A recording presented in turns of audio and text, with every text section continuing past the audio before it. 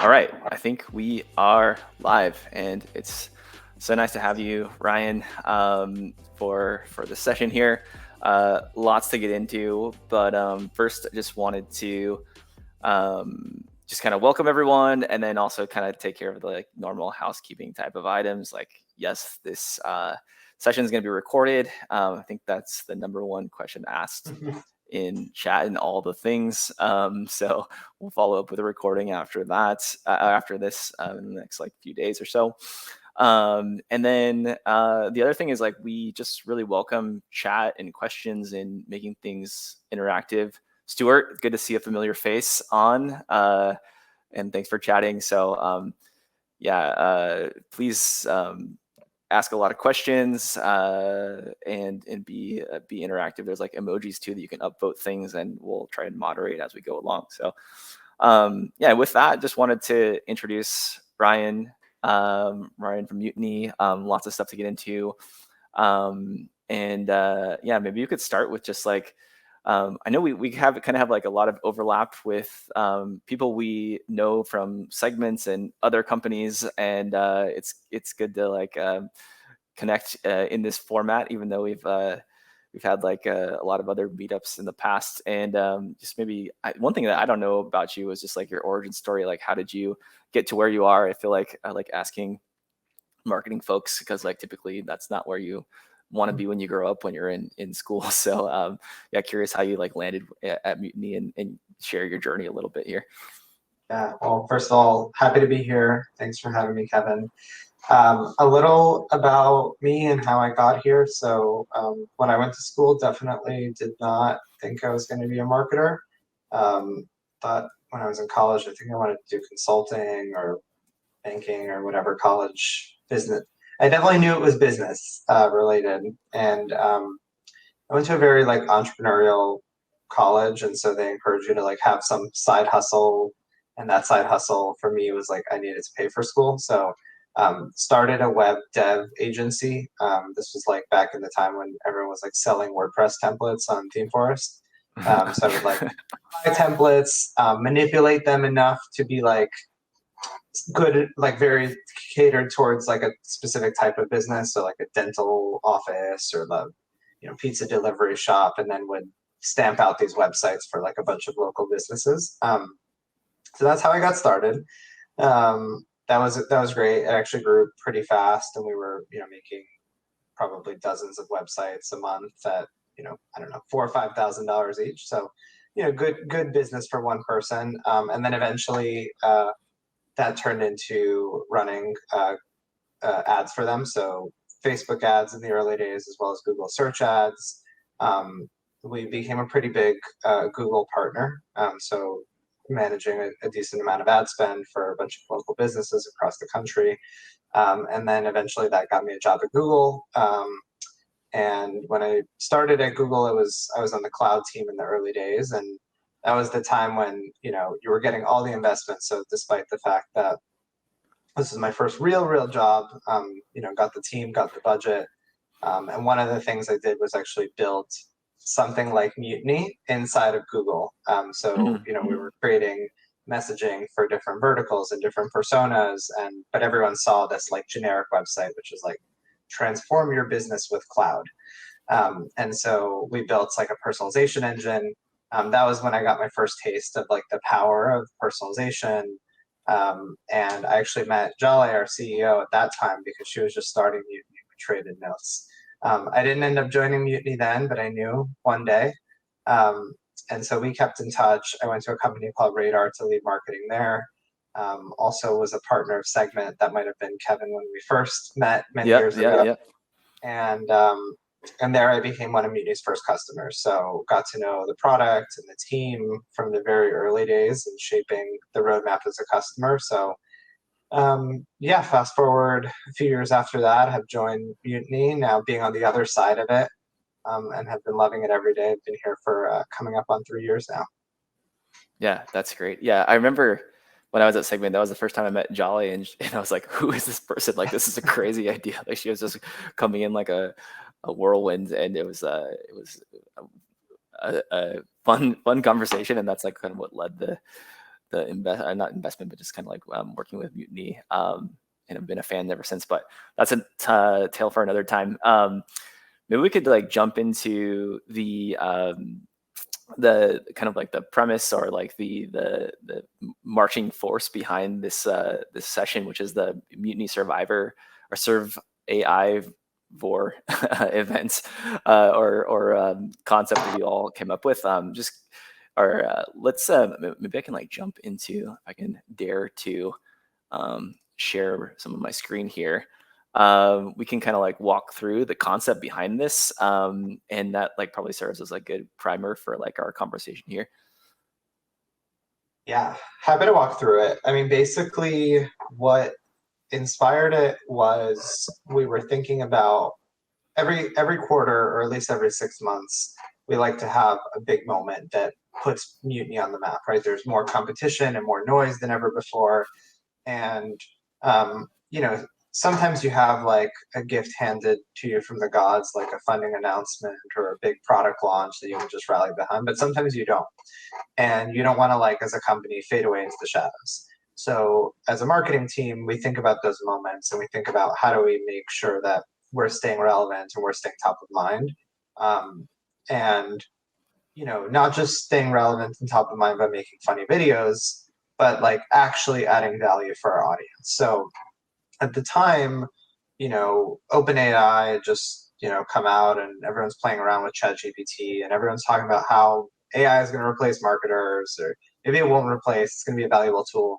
And we thought that there wasn't like great AI education out there that applies to marketers that's like very tangibly, how do you take AI and how do you, not just like a bunch of prompts and hacks, but like how do you use AI to go and build an event work back schedule, or how do you use AI to go and help you with content, or how do you use it for like managing paid media. So there's all these things that you know I've been seeing like on LinkedIn, people posting hacks here and there, but no one's ever brought that together and truly kind of created something valuable that ultimately the goal of this is you can actually be a generalist marketer that, like, with the help of AI, can do all the things that might have required specialists. You might have required an event specialist with decades of experience to know how to do a work back schedule. Maybe like AI can, maybe not replace that person, but like give you a 70% head start. So those are the types of things like we thought that we can bring that together. So that was one driving force. The second was like, well, we don't just want to do a webinar series because everyone's doing webinar series. Like, how do we make it fun and how do we make it interesting? Gamification and like what we love in the B2C world always works. So I remember when I was at Google, everyone at the end of the day was like sitting at 6 o'clock. I don't know if you remember HQ Trivia. There's this game that like Yeah, yeah, yeah, yeah. their phone and everyone's like competing to win $1 million every day. And I was like, what? No one's recreated that phenomenon in B2B. So that was a fun idea. We were brainstorming puns. Like half of marketing, I believe, is about puns. So Yeah. we were brainstorming puns and like something about Survivor and AI.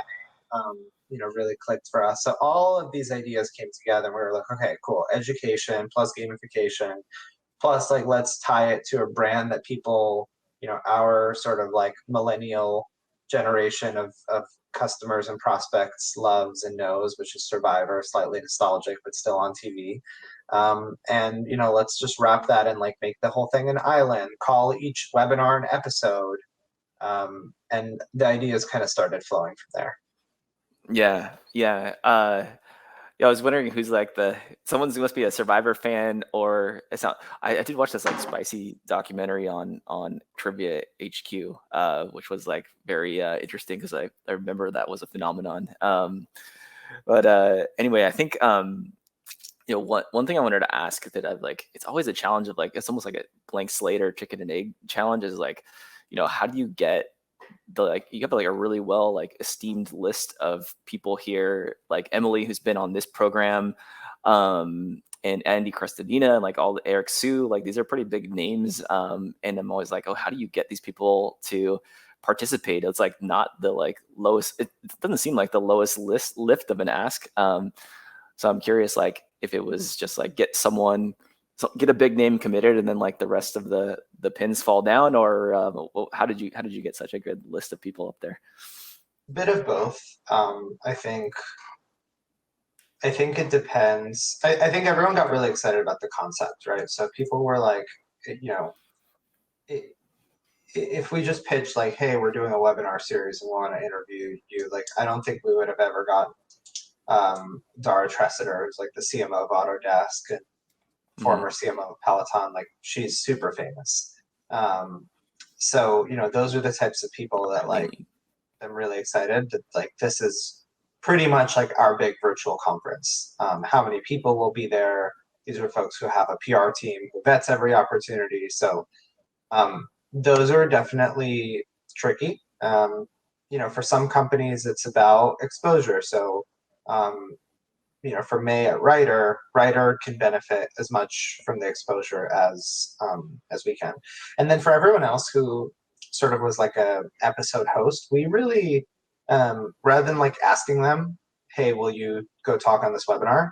We held the bar really high, and we Mm-hmm. almost made people like apply for the opportunity, right? Which is we probably interviewed to get 9 episodes. We probably recorded 20 something episodes and only used 9 of them. So we said, hey, like if you feel like you have something worthwhile to teach people about AI and you're willing to put in the work, make it like a really valuable episode with like homework at the end, we will give you a shot at putting you on the platform. And you're going to be like amongst everyone else who's also vetted and really good. And here are like the kind of people we have in the hopper.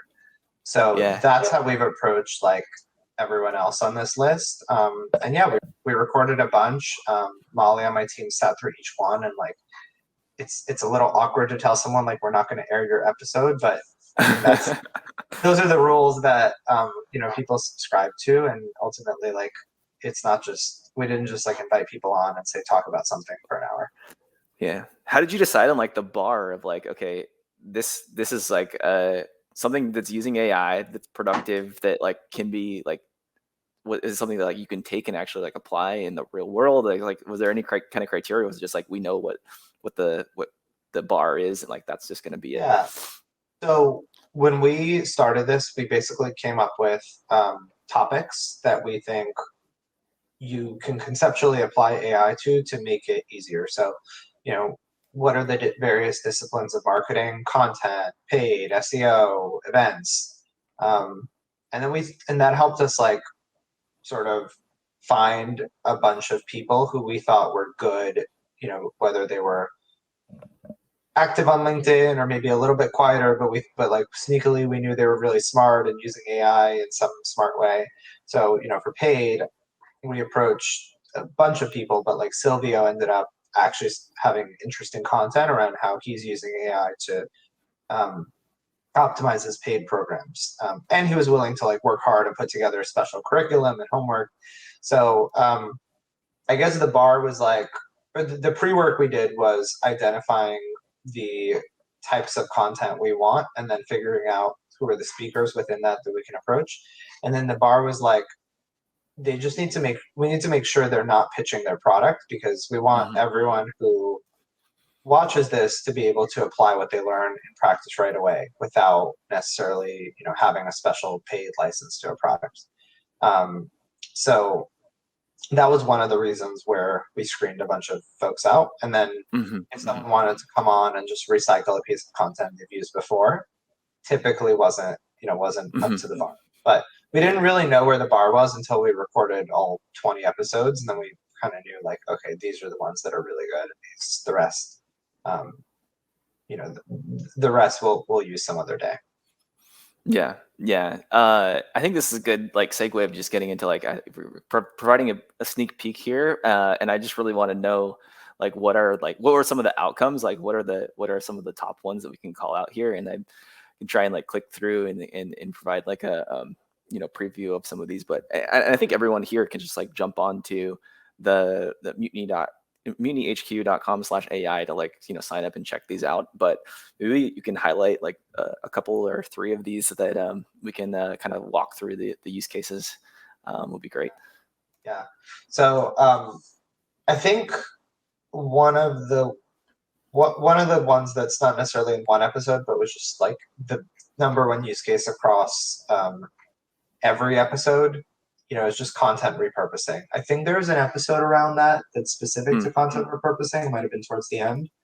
Um, yeah, so actually, the last content one, distribution. the Oh yeah, last one, there we go. using AI. Yep. So that one, and then there's another one on the bottom right hand side. Oops, my audio's on. There we go. This one here, yeah. Yeah, you don't need to click into it, but I'll talk about Yeah. them in general. Basically the premise of this is the most common use case for generative AI in marketing, I think. And if you're not doing this, then you're doing it the wrong way. But basically, taking recordings of content and using tools like there's a bunch of them, but this episode uses one called Summarize, but Hmm. Summarize spelled with AI. And basically, you upload your video or audio content there, and it like spits out a blog post, social copy, email follow up copy. So just kind of taking one kind of multimedia format and then using AI to go and turn that into a whole bunch of other assets is a massive time saver. So both of those episodes talk about that. And I would say actually that whole row of episodes has like how do you use content, toss that into a bunch of AI tools that maybe you've heard of, maybe you haven't heard of, but just a huge efficiency gain. Because I think a lot of multimedia content that's created, it like lives and dies in a webinar and then it's wasted. So this helps you get just a ton more mileage out of that. So I thought as a collective takeaway, those three episodes are worth watching. Um, the second one I want to call out is Uh-huh. Andy Christadina's episode. So that one, AI powered website optimization. What I love about that one is he shared a workflow for basically building out a customer persona in ChatGPT and then engaging with it to ask questions about your ICP, to basically make sure that the content and collateral you're creating matches their needs. And what's cool about that is that, the title says AI powered website optimization. And, conceptually, you might just like start with the website, but so much of the website is actually understanding who's on your website and what do they care about. And so there's what he walks through a lot is all of the pre-work that one might need to do kind of manually on a whiteboard, but now they can do inside of ChatGPT to actually battle test what do you know about your ICP that's on your site, what do they care about, and is the content you're about to put in front of them going to resonate? Mm, And then the cool part is since his episode, there's just I've seen a bunch of custom GPTs that like combine a dozen of these workflows into one. So to like take stuff off of your website, tell you which personas it's speaking to now, then you tell it like which personas you want to speak to, and it'll like check whether the content resonates or not and give you suggestions. So it like combines a bunch of these like questions you might ask into one very seamless workflow. And I have a feeling people watched Andy's episode and went and created custom GPTs for it. But that's what's really cool about this community is every time people are creating new things that just speed up some of these processes. yeah, I've heard that the kind of analogy to you know to what was like the panning for gold, like like Levi's was the company that like benefited from that because there was a bunch of like gold miners buying Levi's. Like the workflows for AI is the analogous version of that, where it's like stitching all these things together is like part of the challenge, and like the GPTs are somewhat commoditized. So I feel like this is a good example of that, just like making all these things into some sort of like transformer of like a use case. Is probably something that at least in these early days you need to figure out how to do. So cool. Totally, totally. And then maybe like one other would be good to share. I can jump back to the Yeah, main yeah. page here too. I think the third most obvious use case that I think we had an episode on it on the next row It was the one that says Gen AI, your predictable pipeline driver, so the one on the right hand side. It's basically like how do you use AI for outbound, and the thought Mm. there is, you have every company has SDRs that are just randomly sending. Ooh, I wish that didn't autoplay, but it's more fun that way. Ladies and gentlemen, welcome to another exciting episode. There we go. We're back. So basically, every company has a bunch of SDRs that are randomly sending emails, and it's very logical that you would have there's data on every single target account and prospect you're going after, including what it says on their LinkedIn, what it says on that company's website, public data that's available. Data on how that company is engaging, maybe how they're visiting your website, and all this information, and more. That's more information than like even a human brain can absorb. So would you rather trust a 21-year-old to like go and research that, synthesize that, turn that into a perfect email, or can you feasibly like paste all that into an AI prompt and have it spit out an email that follows a really consistent, proven framework for breaking into your target accounts? So that episode, Nina walks through how to do it with a tool called Reggie.ai, but there's just so many of these. You could do it manually with ChatGPT, and every day I see some AI tool that's just like really going to give SDRs a run for their money. So I'd be remiss if I didn't talk about that as a really important transformative use case. Yeah, I think that also kind of gets into like, okay, where are there, based on this, like where are you seeing there being like limitations, and where like AI is hitting like ceilings, and that you like what elements can AI not replace right now? Yeah, I mean, if you think about how AI or how generative large language models work, it basically like the best guess at the next best word. And what that means is like Mhm. it follows a pattern of what's been done before. So essentially, like take something like Survivor, hasn't been done before. You can't really ask ChatGPT like come up with a creative campaign that gamifies the thing. It basically learns from what's been done in the past. So I don't know. I sort of think like creative ideation comes from humans. AI can be like a good way to, it can be like your invisible best friend to validate ideas with. But it's likely not going to come up with this like new creative concept for you, because it is sort of like predictive based on what's been done before. Mm. So that, It can maybe help inspire ideas, but not going to output something that's like copy pastable into something you can just yeah, use right like out of the box. exactly.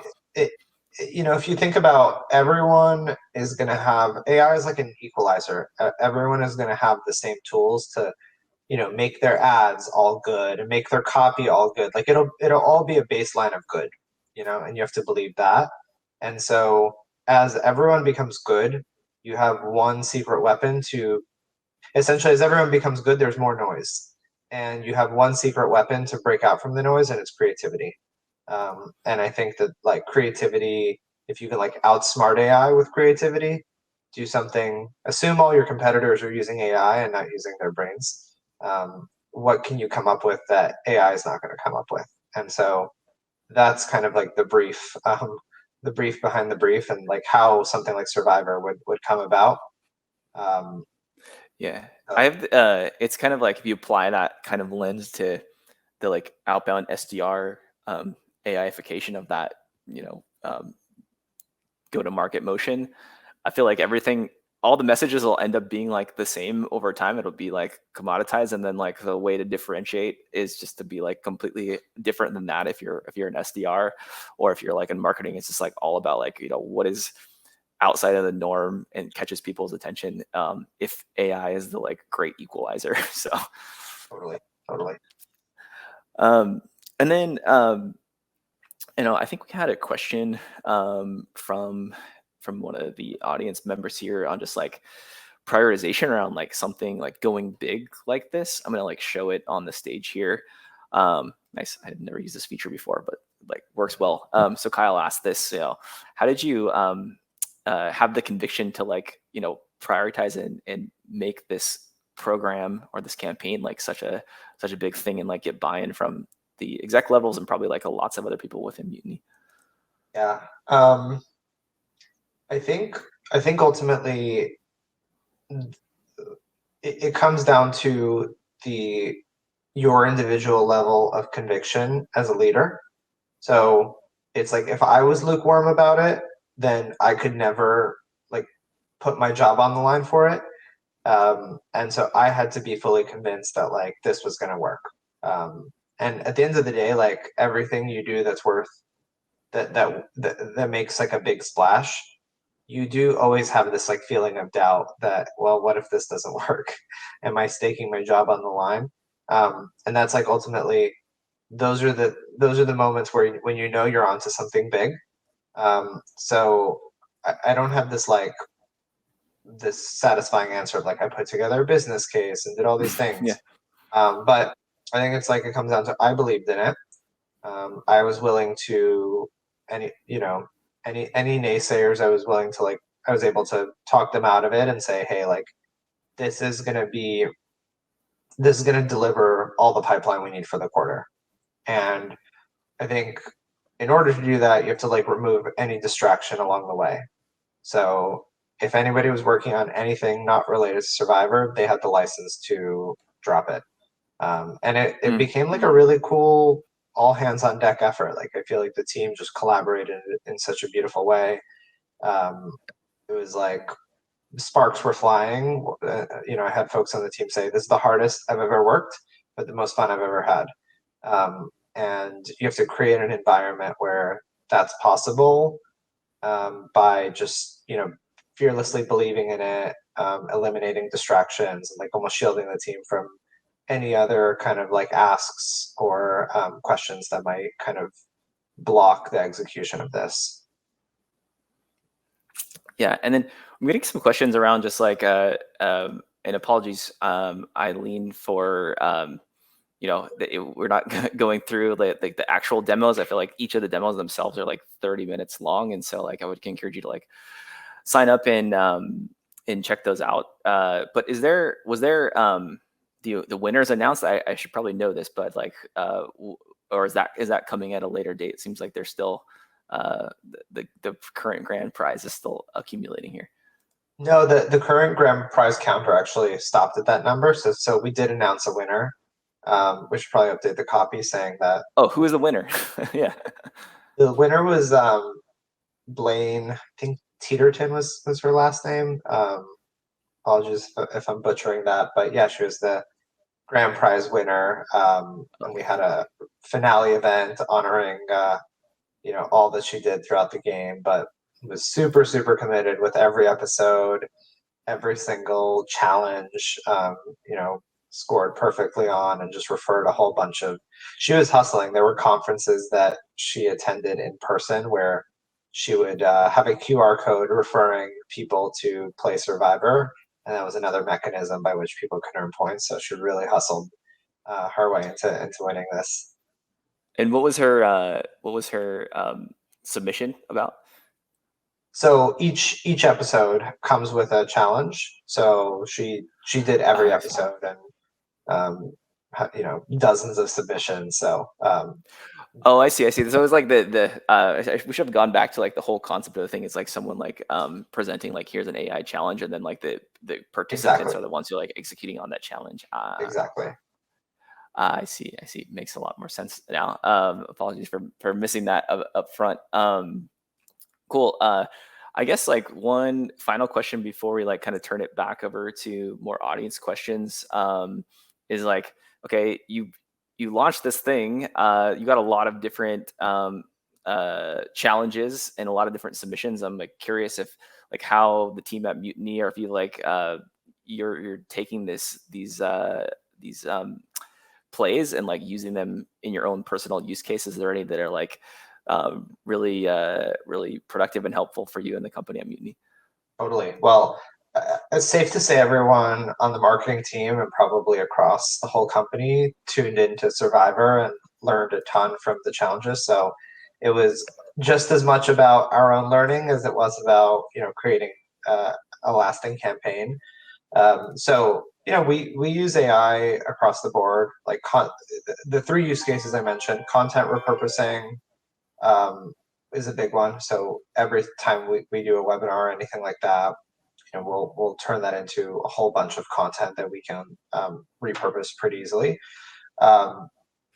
Using things like ChatGPT for just like brainstorming creative ideas, saying, we did something last quarter related to the Mean Girls launch, and so Mean Girls was their 20-year anniversary, and they just came out with a new movie in January. I hear the movie was a flop, but we didn't know it at the time. We thought the movie would be a hit. But either way, we use ChatGPT to come up with like different puns involving Mean Girls, and so things like that. It's immensely helpful. For creative, we use Midjourney to create a whole bunch of unique images, and it's only getting better and better. Within our community, we like give away swag that's generated by AI. So I think that stuff's really cool. And then lastly, on the outbound front, like we have a team of 3 BDRs, but I think they're like working at the horsepower of 15, and we credit a lot of that to AI. So helping us come up with copy, helping us. We're now experimenting with AI generated videos, so like looms for each prospect that we only recorded once, but it scales out to thousands of them. That's been really cool. And then, of course, I'd be remiss if I didn't mention using our own product. So, we're constantly running experiments on our website, and Mutiny recommends to us, hey, go run this experiment on this page for this audience, and here's what you should say to them. So it just makes it's a lot less guessing of like, what do you even test and optimize, because the AI is using the data we have to recommend what we should test and optimize. Yeah, very cool. Well, yeah, I have more questions to ask, but let's we were getting some good questions here from the audience. So let me like show this one from Danny on stage here. Would love to hear about how this converted folks from the campaign. How did you align on the messaging of the AI theme and Survivor and that tie back? Yeah.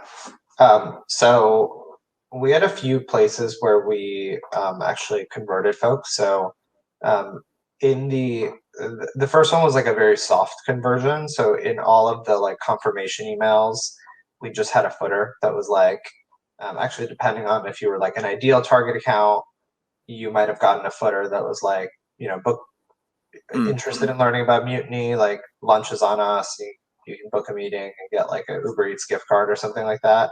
If you were like a middle tier account, from a fit perspective, there was, we offered you the chance to meet and learn about Mutiny, but there wasn't like an incentive attached. And then if we couldn't detect that you're a fit, maybe we sent you to like the interactive demo that's on our site. It's powered by Nevada, super cool, but doesn't actually take time from our sales team. So that actually worked as like one really strong conversion channel. Then within the game, we had you can earn points by participating in the interactive demos, both Mutiny's demos and the demos of some of our partners and sponsors. So both ourselves and some of our partners got conversions that way, because you'd complete the demo and then either you would book a meeting or an SDR would follow up.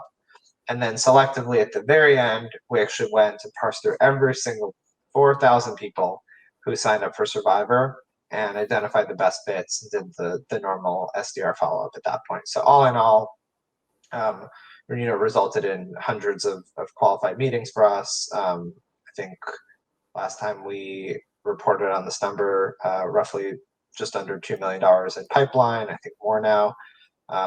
And obviously like more than half of our customer base attended. So outside of net new pipeline, just really strong impact across the business, and from a brand perspective, customer engagement perspective, as well as new pipeline and revenue.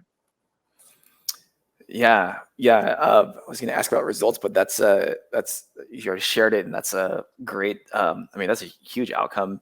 I'm curious, like what the team was involved with. It was like mostly driven by the marketing team, or was like product, the whole company involved? Like, how did you align all the forces to make this happen? Because I know it's like a lot of people and a lot of moving parts. I mean, we made it work as a marketing team. So marketing team is pretty small, but essentially, Andy, who leads product marketing, was responsible for the premiere event. So that was like our keynote, some of the like high profile speakers. So that just aligns with both his work and his skill set. So that was like a very clear thing. And that was like the biggest moment because that was the thing that like 4,000 people tuned into live. We really needed to make sure we didn't mess that up. So we had one person dedicated to that. Molly was responsible for the game itself. So I think she had probably the heaviest role because interviewing all of these like episode hosts, recording their session, figuring out who's is good, who's is not good, working with them to develop a challenge. And then she built the game portal. So that what you're seeing there where, we have the episode embedded, but people have to create accounts. And then, when they watch the episode, they get points. And then, then they complete challenges and then they get more points. And there's a leaderboard. And like all this is actually like, this isn't a static site. This is really dynamic. So we used the no-code site builder that. Oh, so it wasn't like a built-out package. It was like Webflow or something like that Molly was building. This is pretty impressive to like have to be able to build this on your own with the marketing team and not have custom dev. Yeah. Yeah. No, we had no custom dev. This was all Molly, and we didn't use Webflow because we needed like a back end to store the points and calculate the points. And it's like we're giving money. Yeah. This has to be like very foolproof of like people being able to see their like activity log and all this stuff. So we used a no-code platform called Softer. Maybe you're familiar with them because I think you're at Retool, so it's in that world. Yeah. But they hook up to like an Airtable database in the back end, so the calculations happen in Airtable, but each user record is stored in Airtable and displayed on the front end of the site. So Molly built all that, which was extremely impressive on top of like curating all the content. And she was also like the voice of the game. So all the emails you got were from Molly and that kind of thing. And then lastly, we concluded it with a in real life, in-person event that Regina on the team led. So we did parties in New York and San Francisco. We brought together the winners. We announced them. And it was just a ton of fun in person and during the holidays. So all three of those were hefty, but I would probably say like the game portion in the middle, just because it spanned 3 weeks, was a ton of work. Yeah. Wow, that's very impressive. And then just last thing to kind of like tie it off here. This seemed like a pretty big success, big bet, and like I'm curious, like what are the big bets to look forward to in 2024? Yeah. Well, like I said in the beginning, as a marketing team, like sometimes you have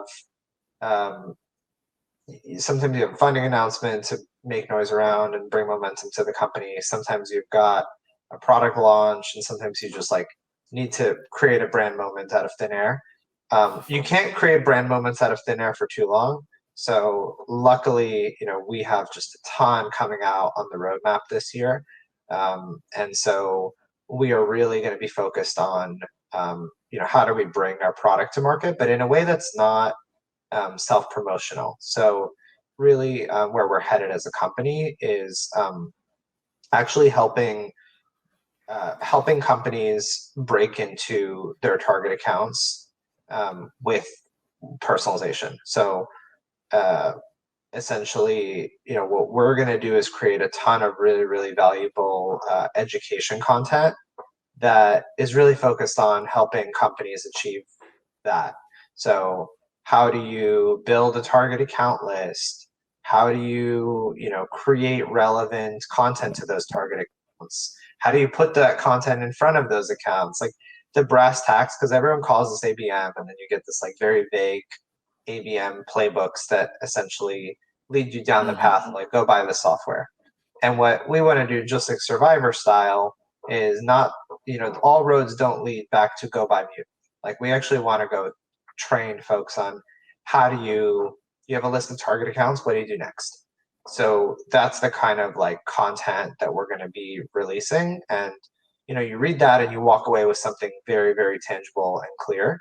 And so that's kind of like, and then eventually, when we launch our product, it's going to make that even 10 times easier. So that's the tie-in with our product. But that's kind of where we're headed from a marketing team perspective.